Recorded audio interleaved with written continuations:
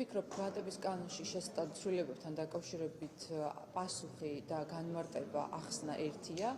ამ კანონის მიღების мотивация არ შეცვლილა.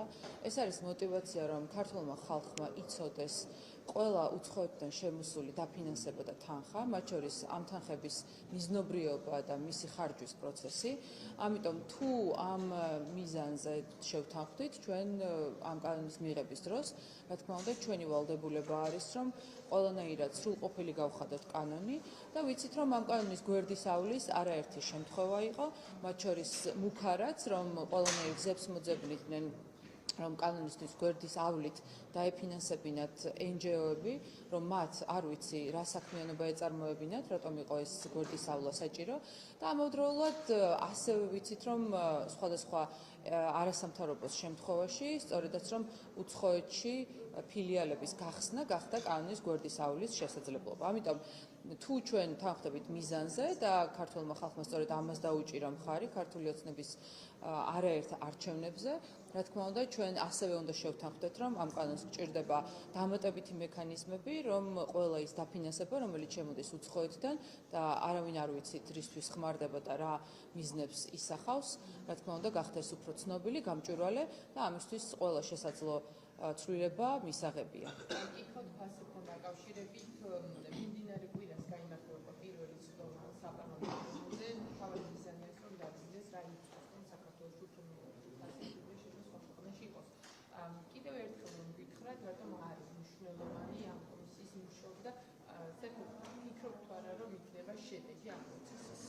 მიმდინარე საპარლამენტო კვირას შეიქმნება კომისია, დროებითი კომისია, რომელიც შეისწავლის ფასებთან დაკავშირებულ საკითხებს.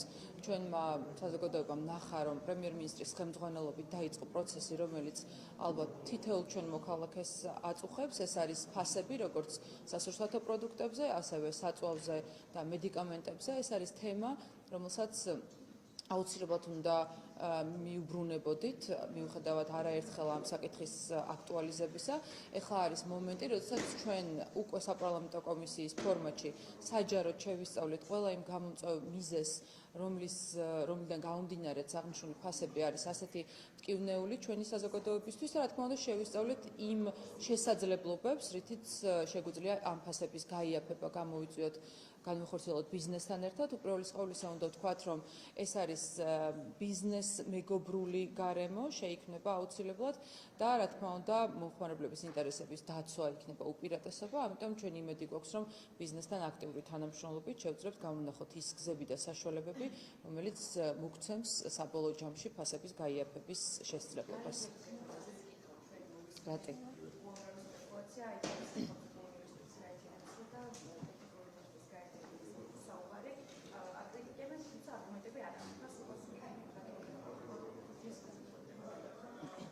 მე ვფიქრობ, ეს არის ინიციატივა, რომელსაც არ გააჩნია უარყოფითი მხარეები. დავიწყოთ იმით, რომ ამ ინიციატივით ყველაზე მოგებული და ყველაზე გახარებული ალბათ თავად სტუდენტები აღმოჩნდებიან, იმიტომ რომ ეს არის ორი მნიშვნელოვანი უნივერსიტეტის გაერთიანება, სადაც ერთ-ერთი ყველაზე ძალიან საამაყო ივანე ჯავახიშვილის სახელმწიფო უნივერსიტეტის სახელით დაასრულებენ და მიიღებენ დიპლომებს სტუდენტები და რა თქმა უნდა ეს უნდა იყოს ასევე ვფიქრობ ლექტორებისთვისაც და იქ აკადემიური წრისთვის ძალიან მნიშვნელოვანი გაერთიანება, რადგან ივანე ჯავახიშვილის სახელმწიფო უნივერსიტეტის სახელი ალბათ ყოველთვის საამაყოა და ეს ყველაფერი იმის გათვალისწინებით, რომ არც ერთი უნივერსიტეტი ამ გაერთიანების შედეგად არ დაკარგავს საკუთარ თავს.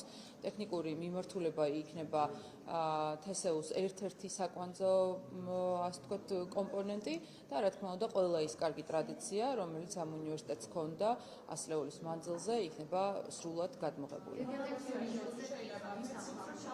უნივერსიტეტის თემა რო დავხუროთ თუ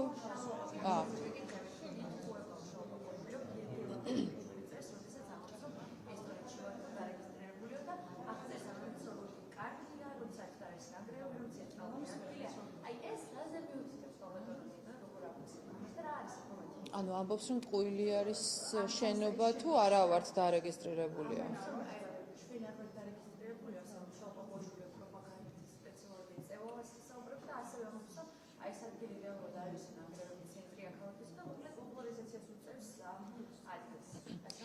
გამიჭირდება ზუსტად თქვა კონკრეტულად გელამ თივლიშვილის ორგანიზაცია არის თუ არა დარეგისტრირებული, თუმცა ჩვენ ვამბობთ, რომ ეს კოლექტიური გელამ თივლიშვილები არიან, ესენი არიან ორგანიზაციები, ვინც წლებია ფინანსდებოდნენ უცხოური დონორებისგან სწორედ იმ დეზინფორმაციისთვის, რომელსაც ისინი ეწევიან და არც ის არის სიცრუე, რომ ამ ორგანიზაციების დიდი ნაწილი გადარეგისტრირდა სხვა ქვეყნებში და უკვე არა მხოლოდ უცხოური ძალის გავლენას, არამედ თავად უცხოურ ძალას წარმოადგენენ, ამიტომ ამაში სიცრუე არაფერია.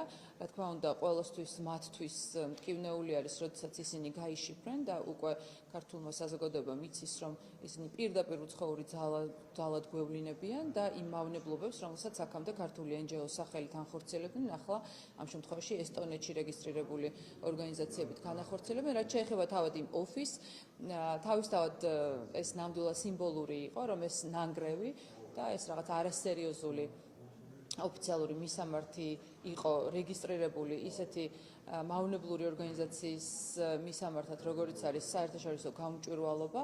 მე მას გამჭვირვალობას ნამდვილად ვერ დავარქმევ, რადგან ეს ორგანიზაცია და მასთან ერთად რეგისტრირებული ყველა ადამიანი თუ ორგანიზაცია ნომერ პირველი არიან, ვინც გამჭვირვალობას ადვოკატირებენ.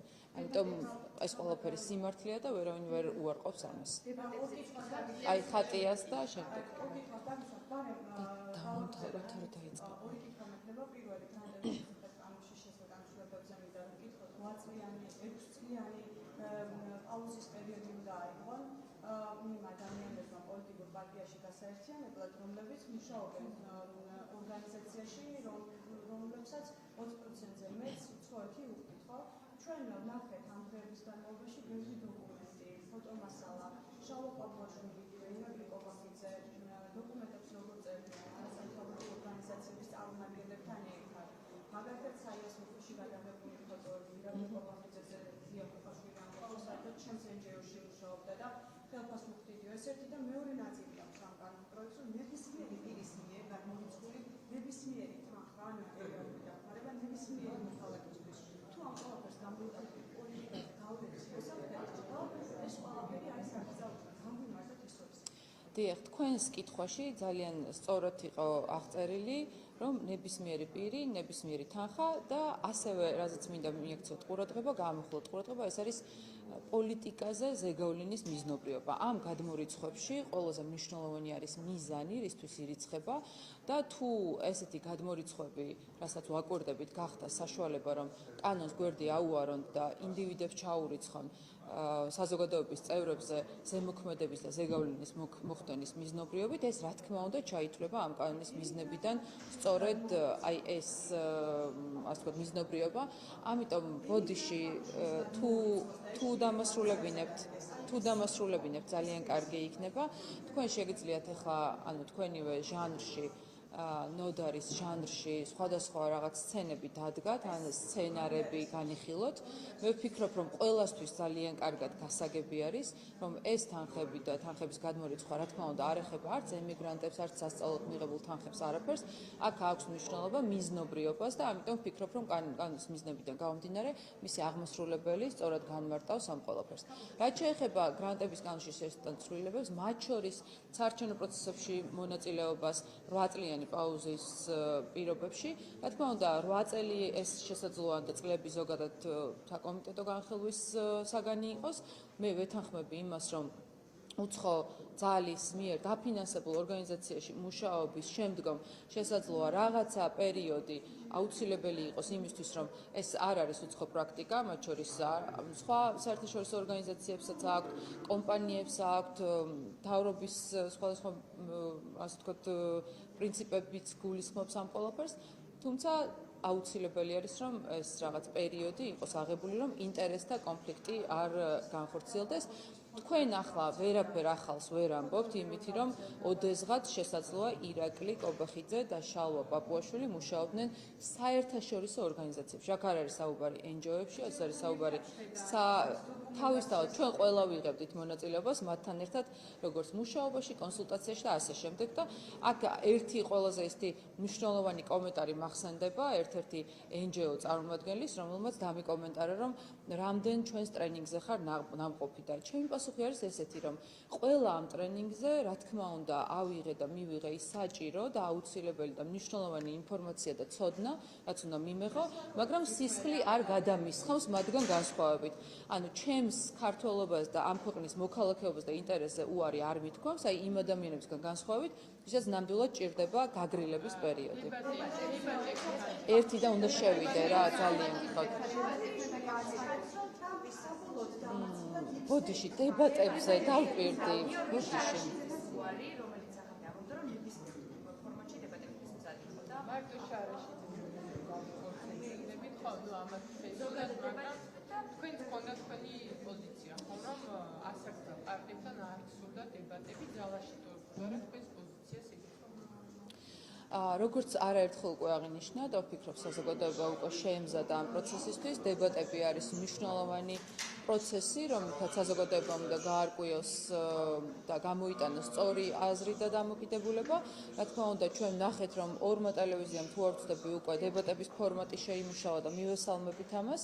ჩვენ თავისთავად გვაქვს მოლოდინი, რომ რადიკალები, მიუხედავად იმისა, რომ ჩვენი პრინციპი არის, რომ საკონსტიტუციო სასამართლოს დონეზე ასაკრძალი პარტიები და მათ წარმომადგენლები ვფიქრობ, რომ არ უნდა იღებდნენ ამ პროცესში მონაწილეობას, მათ გარდა ასევე შესაძლოა გარადიკალდნენ სხვადასხვა ოპოზიციური პარტიები თუ წარმომადგენლები, თქვენ ახლა ერთი კონკრეტული გვარი ახსენეთ, თუმცა თავისთავად არ გამოვრიცხავთ, რომ იქნებიან პოლიტიკოსები, იქნებიან რადიკალები, ვინც შეუშინდებიან ამ დებატებს, ან მინიმუმ გააგრძელებენ იმ მავნებლურ პრაქტიკას, რომ პოლიტიკოსებმა არ უნდა ვესაუბროთ ერთმანეთს. ეს იყო ის ბოროტება, რომელიც აი ამ პარტიულმა ტელევიზიებმა დააფუძნეს, რომ თავად პოლიტიკოსებს გაგჭირვებოდა ერთმანეთში დისკუსია და საუბარი, რაც რა თქმა უნდა ბუნებრივად შემდგომ გადავიდოდა საზოგადოების წევრებზე და საზოგადოების სხვადასხვა ჯგუფებზე, ამიტომ ჩვენ ეს მავნე პრაქტიკა უნდა დავასრულოთ და რა თქმა უნდა დებატები იქნება საუკეთესო მაგალითი, რომ ამ ქვეყანაში არაფერი არ გვაქვს ერთმანეთთან დასაპირისპირებელი, ჩვენ ბევრი რაღაც შეგვიძლია რომ იმშელოთ ყველა იმ ჯანსაღ ძალასთან, რომელიც ამ ქვეყნის ინტერესს ართელავს ფეხბურთში. რა თქმა უნდა, თამამად შეგვიძლია ვთქვათ, რომ არაჯანსაღი პოლიტიკური ძალა არის ის პარტიები და მათი დანაყოფები, ვინც ჩვენი საკონსტიტუციო სარჩელის მიხედვით არაერთი წელია და აწლეულებია ამ ქვეყანას უთხრიან ძირს.